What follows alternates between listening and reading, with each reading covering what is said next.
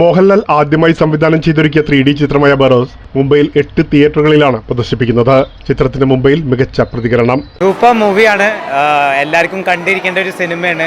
മോഹൻലാൽ ലാലേട്ടൻ്റെ ഡയറക്ഷനും every minute ഡീറ്റെയിലുള്ള ഡീറ്റെയിൽസും അതൊക്കെ കണ്ടു കഴിഞ്ഞാൽ ഭയങ്കര ഒരു ഫാൻറ്റസി വേൾഡ് ക്രിയേറ്റ്, ഒരു സ്വപ്നത്തിൽ നിന്ന് എണീറ്റ് വന്ന ഒരു ഫീലാണ്. ഐ എം ഷുവർ ഈ മൈ ഡിയർ കുട്ടിച്ചാത്തൻ ഇന്ത്യൻ സിനിമയ്ക്ക് ചെയ്ത പോലെ ഒരു മാജിക് ആണ് ബറോസും ചെയ്യാൻ പോകുന്നത്. ആദ്യ പ്രദർശനം കണ്ടിറങ്ങിയ യുവാക്കളും കുട്ടികളുമാണ് ആവേശത്തോടെ പ്രതികരിച്ചത്. പൂർണ്ണമായും 3Dയിൽ ചിത്രീകരിച്ച സിനിമയ്ക്ക് വലിയ തിരക്കാണ് പല കേന്ദ്രങ്ങളിലും കാണാനായത്. മലയാളം ഇന്നോളം കണ്ടിട്ടില്ലാത്ത 3D എന്നാണ് ഇവരെല്ലാം വിലയിരുത്തുന്നത്. ഒരു വിഷ്വൽ ട്രീറ്റ്, ആനിമേഷൻ ഒക്കെ നല്ല, VFX ഒക്കെ നല്ലതാ.